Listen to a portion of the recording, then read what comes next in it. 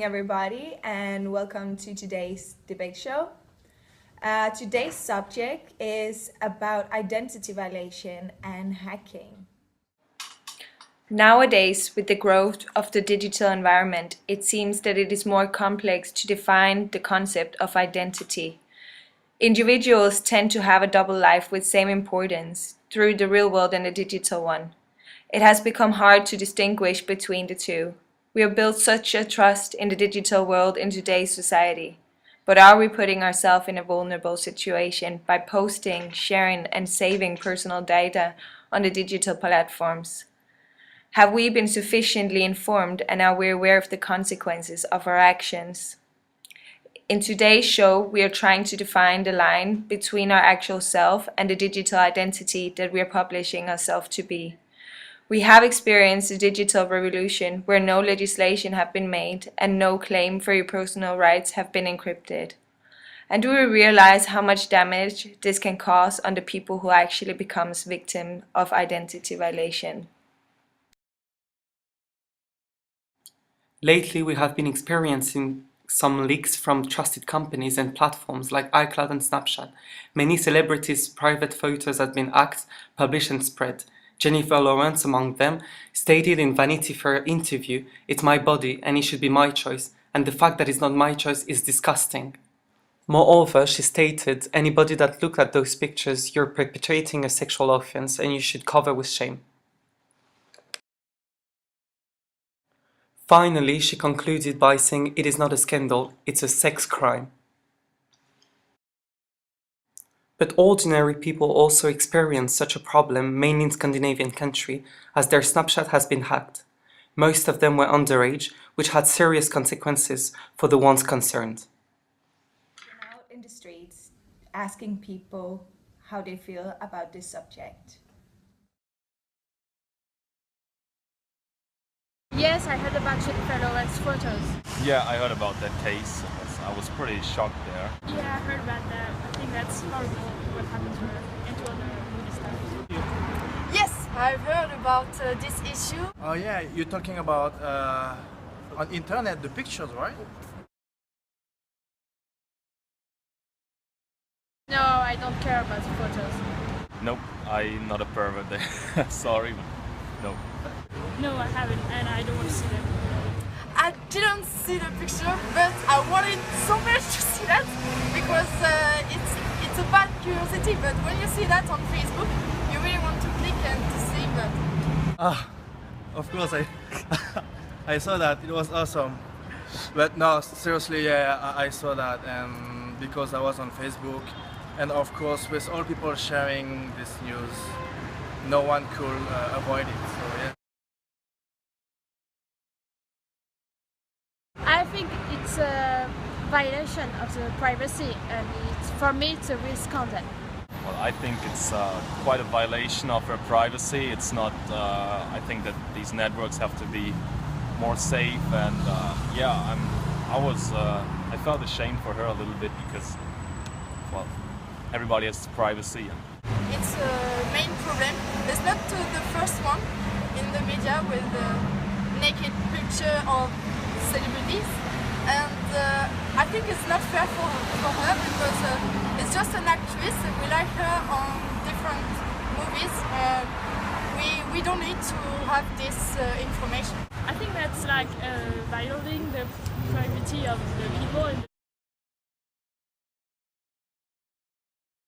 No, I've never been, and luckily for me, and I hope I never will. No, I have never been hacked, but I hope this will never happen to me.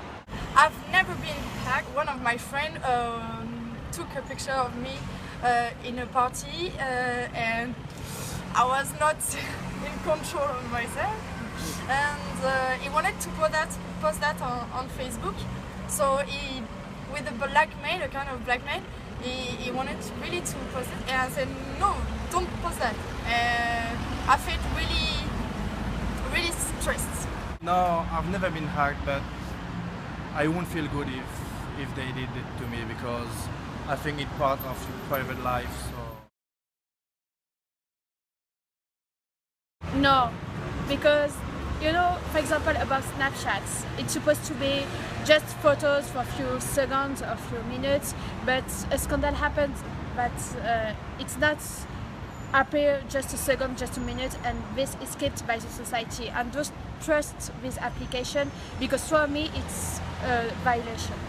I think people should be more aware that there is a risk and be careful what you put in your phone and what you put in the data. That I mean, everything that goes in the internet will go public eventually, so you have to be careful. I don't think we can trust this kind of platforms because it's not really secure, and you can't control all of the picture of yourself. It's a part of your private life, so we have to be careful about this. To be honest, the more the time passed and the more I don't trust it, because you can hear more about people being hacked with Snapchat and this with iCloud. So I won't post any of my private pictures even in my Dropbox. I'm just using it to